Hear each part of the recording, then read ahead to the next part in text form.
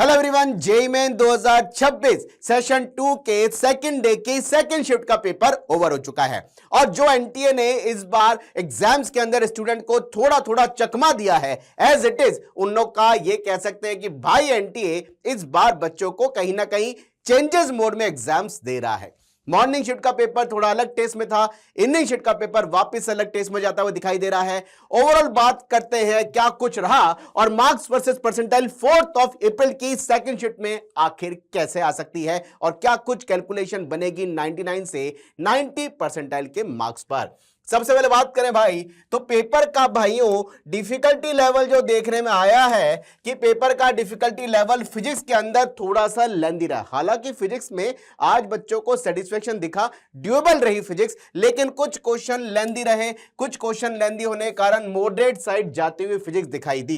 Chemistry की बात करूं तो भाई केमिस्ट्री वैसी टेस्ट पे थोड़ी सी दिखाई दी जो जनवरी के टेस्ट पे सिमिलर थी, आसान नहीं थी। सबसे पहले तो मुझे कमेंट में जरूर लिखिएगा क्या आपको लगता है कि 4 अप्रैल की सेकंड शिफ्ट का पेपर इजी था? जो हमारे हिसाब से नहीं है, हमारे हिसाब से पेपर मॉडरेट सेट जाता हुआ दिखाई दे, क्योंकि कुछ फीडबैक ऐसे आ रहे हैं कि केमिस्ट्री का पेपर या ओवरऑल पेपर जो 4 अप्रैल की सेकंड शिफ्ट का वो इजी सेट चला गया। ऐसा नहीं है।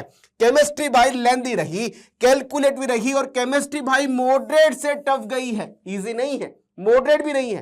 केमिस्ट्री मॉडरेट से टफ गई है 4 अप्रैल के सेकंड शिफ्ट पेपर में। मैथमेटिक्स एज यूजुअल, क्योंकि जब केमिस्ट्री लेंदी होती है कहीं ना कहीं उसका इफेक्ट मैथमेटिक्स की पेपर की सॉल्विंग स्ट्रेटजी में पड़ता है और पेपर थोड़ा लेंदी पहले ही होता है और थोड़ा लेंदी हो जाता है। और मैथमेटिक्स लेंदी रही और मैथमेटिक्स मॉडरेट रही। ओवरऑल बात की बात करें भाई, ओवरऑल पेपर 4 अप्रैल की सेकंड शिफ्ट का मॉडरेट साइड जाता हुआ दिखाई दिया।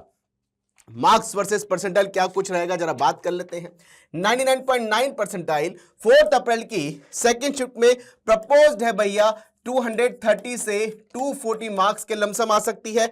99.7 परसेंटाइल बच्चों 210 से 214 मार्क्स के लमसम आ सकती है। 99.5 जिस पे करीबन 8,000 की ऑल इंडिया रैंक कुछ एक्सपेक्ट करते हैं, क्योंकि 16 लाख बच्चा जेईई लिख रहा है। तो 99.5 परसेंटाइल बच्चों 196 से करीबन 200 के स्कोर पे एक्सपेक्ट कर सकते हैं। 99 परसेंटाइल जिस पे करीबन 16,000 की एआर आने की पॉसिबिलिटी है, तो 99 परसेंटाइल भी 176 से 180 के स्कोर पे एक्सपेक्ट करिए। 98.5 परसेंटाइल 168 से 172 स्कोर। 98 परसेंटाइल टेंटेटिवली बच्चों 158 से 163 के स्कोर पे। 97.5 परसेंटाइल बच्चों 152 से 156 के स्कोर पे एक्सपेक्ट कर सकते हैं। 97 परसेंटाइल बच्चों 145 से 149 के स्कोर पे आप एक्सपेक्ट कर सकते हैं। आगे चलता हूं।